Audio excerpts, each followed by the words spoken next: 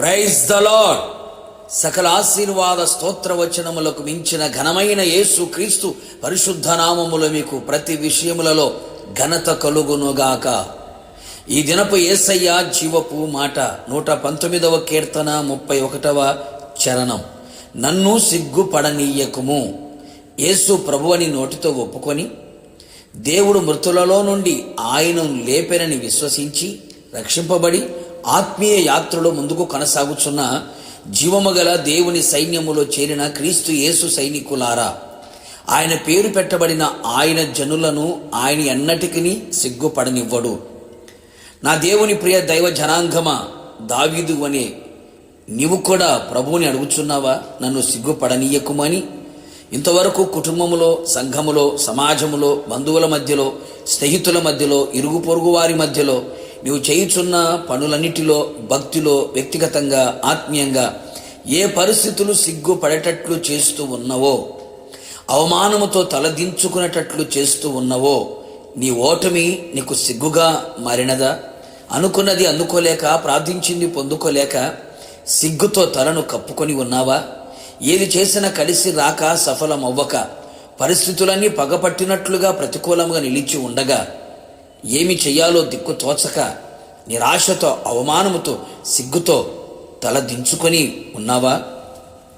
నా ప్రియ దేవుని స్నేహితుడా, దిగులు చెందకు, అధైర్యపడకు, కృంగిపోకు. నీ తల పైకెత్తగల దేవుడు నా యేసయ్య. అవమానము కలిగిన చోట నీకు రెట్టింపు ఘనతను ఇవ్వగల సర్వశక్తి గల దేవుడు నా యేసయ్య. యేసయ్య రక్తముతో కడగబడి, బాప్తిస్మము పొంది, ఆత్మచేత నింపబడి, ఆయన జనముగా, ఆయన పేరు పెట్టబడిన జనముగా నీవు మారుము. నిశ్చయముగా ఆయన నిన్ను సిగ్గుపడనివ్వడు. ఆయన శాసనములను హత్తుకొని నీ హృదయము ఆయన కట్టడల విషయమై నిర్దోషముగా ఉండగలిగితే నిన్ను సిగ్గుపడనివ్వడు. ఆయన ఆజ్ఞలన్నిటినీ లక్ష్యము చేయునప్పుడు నీకు అవమానము కలుగదు. ఆయన యందు సంపూర్ణముగా నమ్మిక ఉంచి ఆయనకు మొర్రపెట్టిన ఎడల సిగ్గుపడక ఉందువు. ఆయన వైపు చూచిన వారు సిగ్గునందక ఉందురు. నీ ప్రతి విషయములో ఆయన నీకు ఆశ్చర్యకరమైన సహాయము చేయును. నీ కుడి చేతిని పట్టుకొని నీకు సహాయము చేయును. మేఘవాహనుడై నీకు సహాయము చేయుటకు వచ్చును. గనుక మీరెన్నటెన్నటికీ సిగ్గునందకయు విస్మయము నొందకయు ఉందురు. మనం నమ్మిన యేసయ్య ఎవరో, ఎలాంటివాడో, ఏమి చేయగలడో, ఆయన సామర్థ్యం సమస్తమును నీవు నమ్మిన ఎడల, నమ్మిన వాణ్ణి సంపూర్ణముగా తెలుసుకొనిన ఎడల ఎప్పుడునూ సిగ్గుపడవు అనే సంగతి గుర్తెరుగుము. ఆయన నీకు సిగ్గుపడనివ్వడు అనే సంగతి గుర్తించుకో. నా ప్రియ దేవుని బిడ్డ, ఈ విధముగా ఆయన సన్నిధిలో నిందారహితముగా నడుచుచు నిలుచుచు ఉందము. ఇక మీదట నీవు, నీ కుటుంబం, నీ కలిగిన సమస్తము ఏ విషయములలో సిగ్గుపడనివ్వకుండా నా యేసయ్య చెయ్యునుగాక.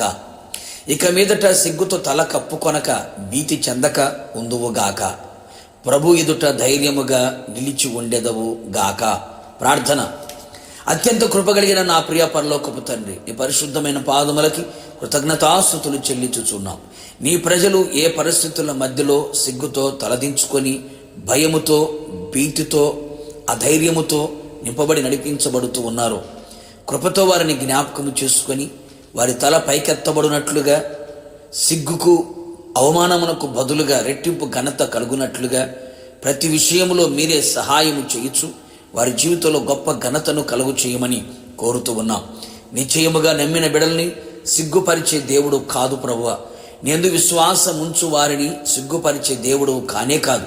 నిశ్చయముగా మీ ప్రజలందరూ సిగ్గుపడకుండా ఉండునట్లుగా మీరే ఘనపరిచి ఘనమైన కార్యాలు చేయమని యేసు నామములో అడిగి పొందుకొని ఉన్నాము తండ్రి, ఆమేన్.